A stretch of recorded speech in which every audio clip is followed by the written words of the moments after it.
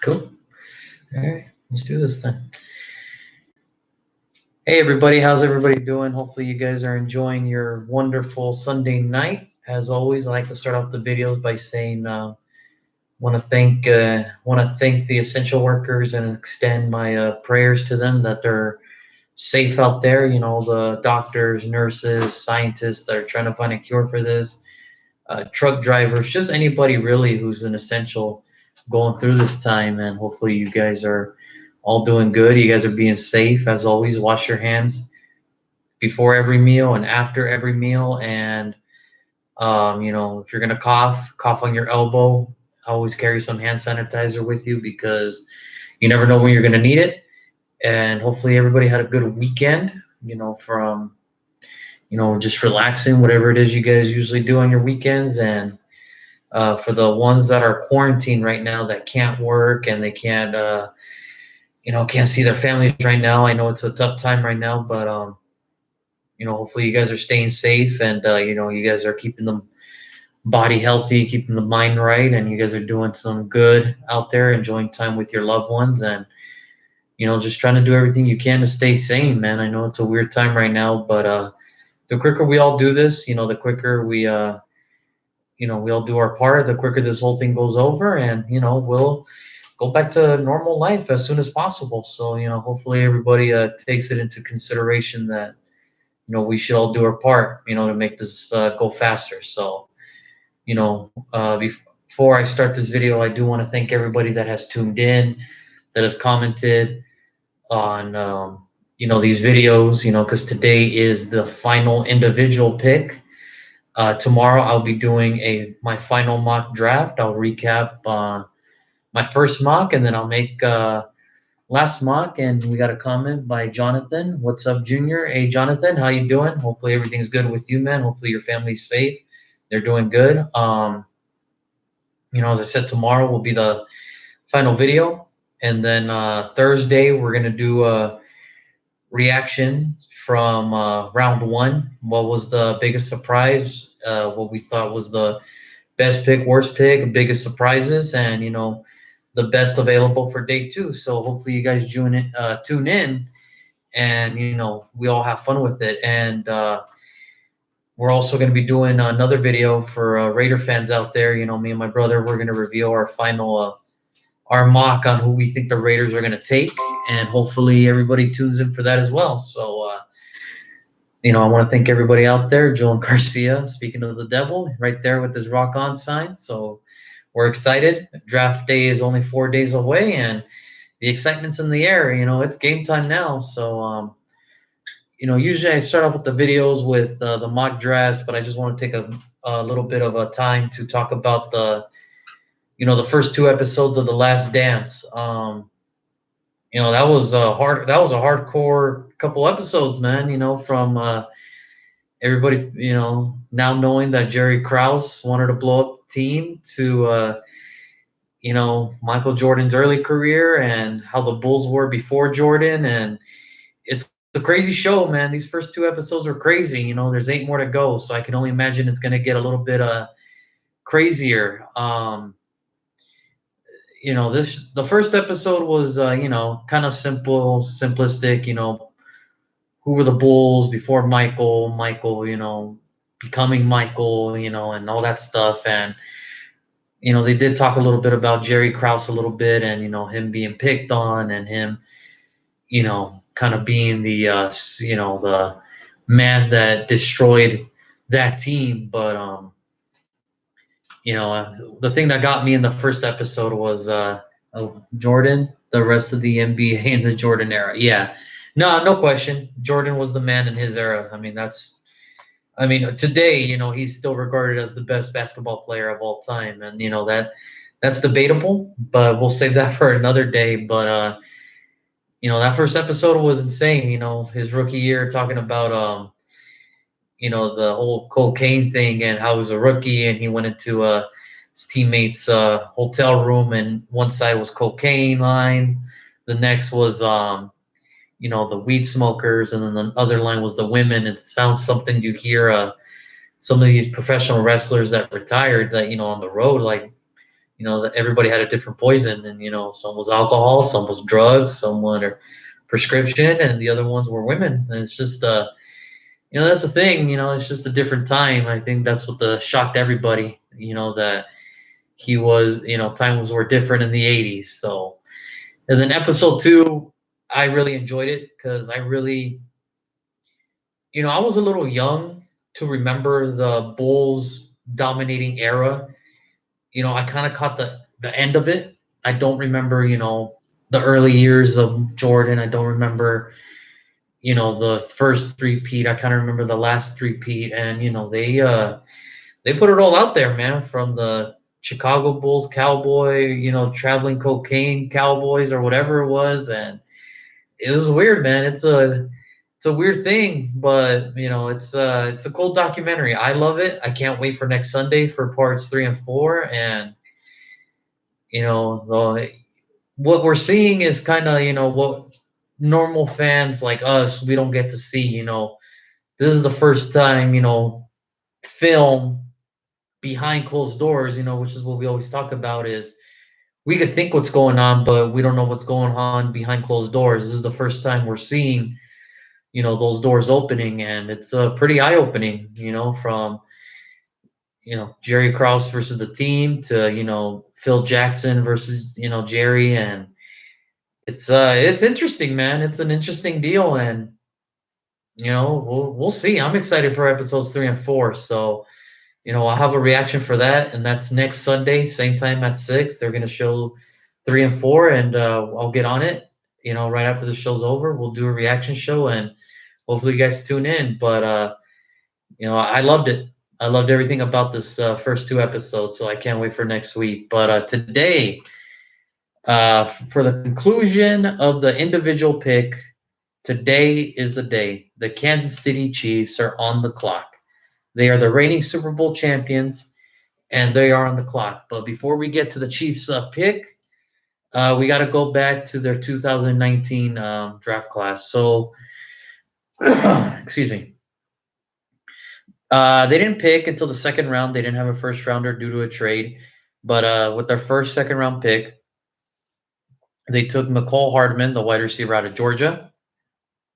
Really more of a, up and down type of year, 26 receptions, 538 yards, and 6 touchdowns. But he also did have 17 rushing yards on 4 attempts, 18 punt returns for 167 yards, and 27 kickoff returns for 704 yards and 1 touchdown. So, put all that together, he had a good rookie year. I think what it is now, he's going to have to take that next step to, be that number 2, possibly number 3, depending, Sammy Watkins situation. He did sign, but we really don't know the whole deal aspect of it. If he's just coming back for, just the money, if he wants to come back. I wouldn't doubt that, he is coming back because he does want to go for another championship with that team. It's just, he was contemplating retirement, and you know what they always say, when retirement's already in these players' heads, they kind of, check out. And we'll see what happens with Sammy Watkins, but that's a guy who's going to have to step up, McCole Hardman. But he had a good rookie year, so hopefully we'll see what happens between year 1 and year 2. Then their other second-round pick, Juan Thornhill, the safety out of Virginia.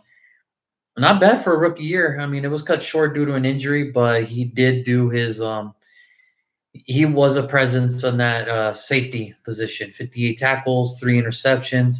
One of them returned for a touchdown, 5 pass deflections. So, I mean, he's everything that the Chiefs hope for. They take in the second round. He did have first-round grade talent. Just he kind of fell through the cracks, and that's what happens. Sometimes these guys just fall through the cracks into the second and third round, and you get a steal. It happens every year. So, that was a good pickup by the Chiefs. And then Kalen Saunders with the third-round pick, defensive tackle out of Western Illinois. Only 12 games, 22 tackles, 1 sack. He was a situational guy, so it's going to take a little bit longer for him to, because he's such behind, the front 7 already good, especially on the defensive line, with Derek Nandi, Chris Jones, Frank Clark, and Tango Solopoa. He's going to the depth guy. He's the situational guy. So it's going to take a while for him to possibly crack the starting lineup. But again, situational player, not bad. He did cause a little bit of quarterback pressures, and he did stuff and run a couple times. So another good pickup. Rashard Fenton, they didn't pick again until the 6th round. So they went 4-5 and then they didn't get until 6, and they had 3 picks in the 6th round. Rashad Fenton, cornerback out of South Carolina. The only thing he did was, just kind of one kickoff or one, kickoff return. It was a 28-yarder. That was kind of the end of him, end of his not the end of his career, but that was his highlight. He didn't do any tackles. It was just, when he played, he played. He didn't, and that's what happens sometimes. So their next 6th round pick, Darwin Thompson, the running back out of Utah State. Not much to it.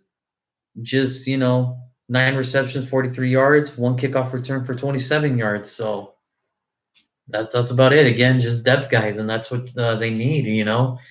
Because they really didn't have a running back. LaShawn McCoy was there, and then Damian Williams took over. And then, it was just, a flux of running backs of whoever was there. And then with their last 6th round pick, Nick Allegretti, center out of Illinois. Depth. I mean, that's, they would go down, and, the depth was showing that it was not there. But somehow these all they pulled together, and they managed to go, 12-4. And that's the next thing we're going to talk about. They went 12-4. They won the division. They swept the division. They went 6-0. They got the 2nd seed, and they were just one of those teams that they just look good. I mean, there was a little scare factor halfway through the year. Patrick Mahomes did get injured on that Thursday night game against Denver, but Chad Henne took over, and he did his thing. He did his thing as well as he could for enough for Patrick Mahomes to come back and them claim the 2nd seed. And what's funny is they wouldn't have that 2nd seed if it wasn't for Miami beating New England, because New England needed to win that game to get the 2nd seed. But we all know how that turned out, and that's how the Chiefs got the 2nd seed. Their notable wins were, they obviously swept the division. They beat the Patriots, they beat the Vikings, and they did beat the Ravens. So, I mean, those are top-notch quality wins. And then with their losses, they did lose to the Texans. They did lose to the Packers, and they lost to the Titans. So, again, this team, was just, they were just stacked. They were offensively elite. They were one of the better offenses in the league. And, that's all thanks to, number 15, because, his leading running back, his total yardage, the best running back on the team last year, only rushed for 486 yards in a 16-game span. So, to put it simple, if Patrick Mahomes was gone for the whole year, this team would be hurting. They can, they were able to, afford for him to miss the time because they had a good backup. But had they not have a good backup, it would have been a different story. So, it's really up to, Andy Reid to get some protection for this guy, or to, get him a better system going. But we'll see how that goes, and we'll see how this turns out for him. So there's so many ways the Chiefs can go, but they went 12-4, won the division, got a wild card bye, so they didn't play into the divisional round where, it looks like they were dead in the water. Houston just got them. They got them on a wake-up call, and out of nowhere, they come back and win 51-31. This was more about the Texans blowing it than the Chiefs winning. Like, yeah, the Chiefs scored 51, but for, the Texans to be up 24-0, that was kind of a, like it was not a good day to be a Texans fan. You think you had the Chiefs on the ropes, and that was the end of it. Then the following week they played the Titans, and it was a, really good AFC Championship game, 35-24, and the Titans did all they could, but it was not enough for the Titans. So the Chiefs won that, and then they meet the 49ers, and it was one of the better offenses versus one of the better defenses in the league. And They put up 31 points on the one of the best defenses in the league, if not the best defense in the league. They won 31-20. They win the Super Bowl for the first time in like 50 years, and that was what's incredible. They pulled it off when it looked like, man, they were dead in the water, when everybody thought that the second Mahomes went down, like that was it. But they did their thing, and it didn't look that good in the beginning for the Chiefs in the Super Bowl. Not a lot of people remember that, but they held through, and they were down by 10, or yeah, they were 10 minutes away from losing, but they came back and they ended up winning, and that was it. That was this how the 100th season of the NFL ended. The Chiefs winning the Super Bowl, and I mean that was great. It was a great game, and that was nothing to it other than that. Just a good game, and here we are waiting for the next season. So celebration's over. They got back to work, and free agency they were kind of quiet because they were kind of cap struck at the end of it. Carla always had faith in Mahomes. Yeah, yeah, she did. She did. A lot of people, a lot of people. I don't know what the deal was for a lot of people to not like, Mahomes him coming out. I guess it was just because, he was a run and shoot quarterback, and not a lot of people had faith in that. They didn't know how that was going to translate over to the game, and he could have gone anywhere. He could have gone baseball. He could have played baseball, but instead he decided quarterback in the NFL was, excuse me, more fun that way. But they did their thing, and that was it. I mean, Patrick Mahomes is no doubt going to be the man the second Breeze leaves. Tom Brady leaves, Big Ben leaves. Once these older heads leave, they're gonna, he's gonna be one of the guys that are gonna be that new generational, quarterback talent that's gonna be elite. So, it's only a matter of time. I mean, they're already there. They just need the older heads to kind of just walk away and just kind of call it quits. But that's in due time. But like I said, they were kind of cap struck. They didn't really know. They had to make a decision whether to, you know, do we tag Chris Jones and, just re-sign a bunch of depth players, or do we let Chris Jones walk and, make a splash? I think they did the right choice by tagging Chris Jones. I mean, you can't let a man like that walk in free agency because he is a game changer. Chris Jones is, one of the better defensive tackles in this league. He's not the best. That goes to Aaron Donald, but I mean, he's pretty darn near close. So I think the Chiefs did the right thing in tagging Chris Jones. So along with that, they also re-signed Demarcus Robertson. They got Mike Remmers from the Giants, Antonio Hamilton from the Giants. They re-signed Chad Henne, Ricky Seals-Jones, the tight end. They got him from the Browns. DeAndre Washington, they got from the Raiders, and then Rashad Breeland, he resigned. So I mean, the Chiefs did their thing. They just had to make it work. They had to do what they had to do. They restructured Sammy Watkins' contract so they can, have enough room for these this rookie draft class that's about to come in. But they did their thing, and they're just gonna roll with it, and we'll see. We'll see how that turns out. I think what it is, it's the Chiefs are just that team right now where, as long as Mahomes is there, it's gonna be okay. If he gets hurt and Chad Henne doesn't have that in him anymore, or something bad happens to him where it's just bad play, or he gets hurt, then I don't see it coming back. I think what it is, it's they have to make sure that Patrick Mahomes is going to be okay for 16 years, and they have to do everything in their power to make sure that he's okay. So with all that being said, it is now time for my selection on who I think the Kansas City Chiefs are going to select in this year's 2020 draft. Uh-oh. Last one. What happened? All right.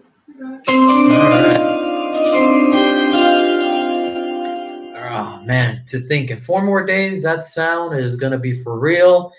and the whole show starts. So hopefully, hopefully everybody's excited as I am, and I can't wait. Thursday cannot come here soon enough. It could not. I just can't wait. The excitement for me on draft day is off the wall because that's where all the smoke screens go out the window, all the what ifs go out the window. Now for sure we'll know who's going where, and we can't wait. The unfortunate circumstance was it was going to be in Vegas, but unfortunately this whole thing happened, and it happens. But as I said, I'm gonna go to my brother's house on Thursday. We're gonna make some food. We're gonna pop a couple cold ones, and after the first round, I'll make a video for reactions about the whole first round, and then we'll go from there. But here we go with the 32nd pick of the 2020 NFL Draft. The Kansas City Chiefs select Uter Gross Matos, defensive end, Penn State. A lot of people are thinking offensive lineman. The problem is for me is that defense eventually has to make some plays. They have to make some plays, and they were getting better as the year went on, but it just there was a couple times, and you can tell when the Texans put up 24, that was not by accident. And then for the Titans to get up early on the Chiefs, and then for the offense to come back, and then the defense falls behind on the Super Bowl, and allowing the offense to do another epic comeback. Eventually the defense has to step up, and what they need to do first and foremost is stop the run. They were one of the worst run stoppage teams. They did get better on the last part of the year. It's just the first 3 quarters of the season, anybody could have run easily over them, and it was just not by accident. It's just Steve Spagnuolo is a good defensive coordinator. It's just that he has to put it together. And I think if you get a guy like Gross Matos, the defensive end from Penn State, you're getting one of the best run stuffers in the draft. And his intangibles are they're very, very good. 6'5", 264 pounds, 35-inch arm length, 10-inch arm hands.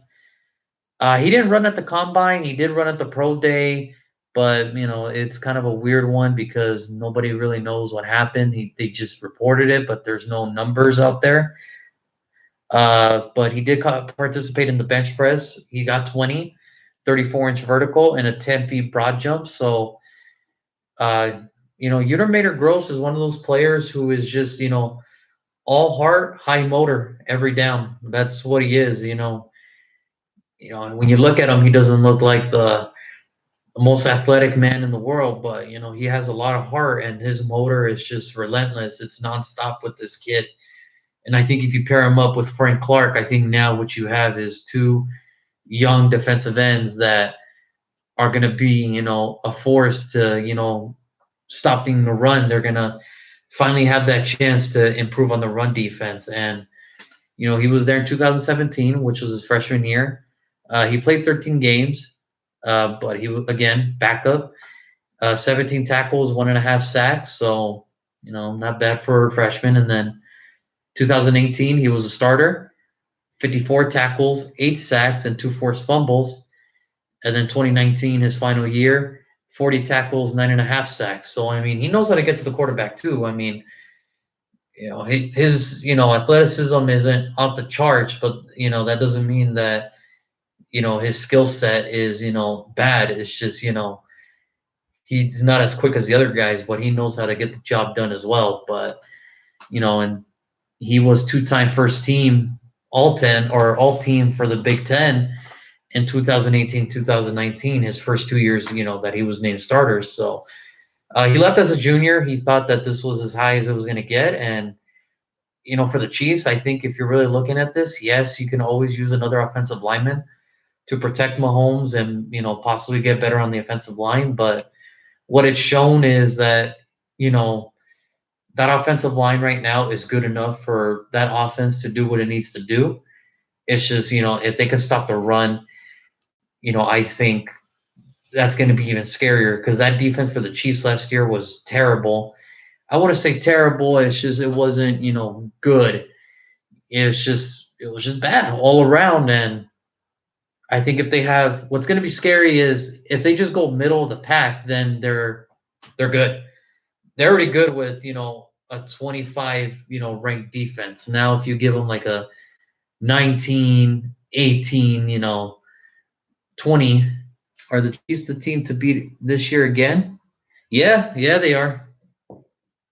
I mean, what are you gonna do? What are you gonna do? Patrick Mahomes has already proved it. His first 2 years as a starter, conference championship, Super Bowl. I mean, Andy Reid's still there, and that's the scary thing. If you give them a half of the way defense, okay, good luck. I mean, that's all they need. They just need better defensive play and to make the offense's job a little bit easier for them not to keep coming back. But and like I said, those 3 losses, 3, 4 losses that they had in the year between the Texans, the Packers, and the Titans, it was just due to the fact that the defense just, they couldn't make a stop. They couldn't make a stop. They couldn't stop Houston in one drive. They couldn't stop the Packers in another. And, it's just that's the thing. The defense just needs to make a play. They just need to do enough so all the pressure is not on the offense. And then we got a comment here. What do you think about those rotating hip throws? They're crazy, man. Patrick Mahomes is crazy as hell. He's crazy as hell. Like I see him do, no look passes, across his body, sidearm throws, hip throws. Dude's crazy, man. I mean, he's just something to watch. I don't know if people are a little bit old to remember where Brett Favre was on the Packers and Randy Moss was on the Vikings, and every time Brett Favre stepped onto the field, Randy Moss would get up and he would say, like, oh, this is Brett Favre right here. I got to watch this. This is Brett Favre. Well, I mean, that's the thing. Every time, the Chiefs are on TV or, they show another Patrick Mahomes highlight, it's like, oh, I got to get up for this. I got to see what this kid did now. It doesn't beat Dak's pregame warmups. No, yeah, but I mean, the Dak Prescott warmups are cool, but I mean, he doesn't do as cool throws like Patrick Mahomes over there. So I mean, pregame warmups, yeah, I got to give it to Dak. Telling the whole world that his hips don't lie and everything like that, they really don't. But as far as gameplay, nah, give me Patrick Mahomes. That dude's insane, man. That dude is insane. And, it does help that, he has players around him that fit his skill set, from Kelsey to Hardman to Tyreek Hill. It's pretty cool. It's a pretty cool thing to see. But that's what I have them going. I have them going defense as much as people like to think that it's going to be either, corner here or offensive lineman. I just think what they got to do is just get at the point of attack, and that starts with the defensive line for them. And I think if you put, Yetur Gross-Matos in there, I think he's a day one dude for the Chiefs, and he'll contain the edge where they had a little bit of problem, 3/4 of the season doing. And with Anthony Hitchens back there, behind him, I mean, I think it's a perfect fit for them. I mean, they can always go.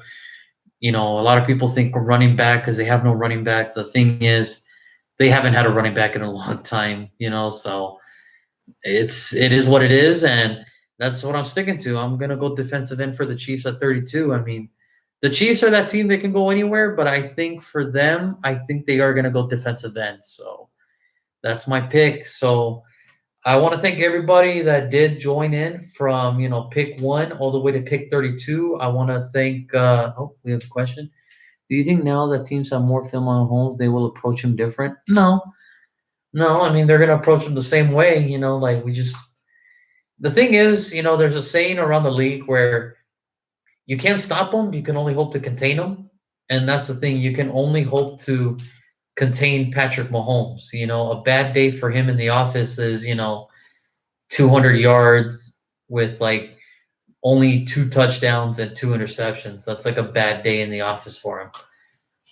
That's, but to like 50% of the other ones, 250 yards is like a great game for him. That's just, the difference of the difference of play, of like where the status and standards are. It's like Patrick Mahomes is here, and other quarterbacks are just, you know, just fall flat of that surface line. But that's the thing, you can't stop them. You can only hope to contain them, and that's a great team to try to contain. So I can honestly say, without a doubt, I think if like barring any injury, I mean, the Chiefs are, they're gonna win the division again. So it's not even a it's not even a debate. It's just that's the reality of it. As long as he's there, Andy Reid's there, they're gonna own that division for a minute. But yeah, so like I said, I want to thank everybody who has tuned in from video one all the way to today. I want to give out a couple shout outs to David talking about the Steelers, my brother about the Raiders, Roy for the Eagles, and yesterday George Martinez for the 49ers. I want to thank Carla for helping me out on this. I want to thank Jonathan for the comments. I want to thank Joan Garcia for commenting on well. Tom, who's always comments after the video. He doesn't like to talk during the live chats, but he's always there right after, commenting first one right away. Great video. I want to thank him for the support, and I want to thank all you guys that have tuned in, and hopefully you guys had fun with this as much as I did, and hopefully this video did distract you from what's going on in the outside in the real world for a little bit. Tomorrow I'm going to recap all my original picks, and then tomorrow I'm going to do one more final mock draft, and then that's it. Then it's showtime, Thursday 5 p.m. on ESPN, the NFL Network, and ABC. The NFL draft starts, and we can't wait. And we got Jonathan here saying thank you, great mock, great info, great videos. Well, thanks, man. I really appreciate the support. I want to thank everybody that did subscribe, and everybody on Facebook Live right now that tuned in as much as they could. Hopefully you guys enjoyed it as much as I did. And like I said, tomorrow just the final mock, and then Thursday's reactions, and that's about it. There's nothing more to it. Any videos on the thing? No? All right, we're all good then, guys. So thank you guys again. You all have a wonderful night. Enjoy this week. Hopefully it's a good week for everybody, and we will see you guys on tomorrow. Take care.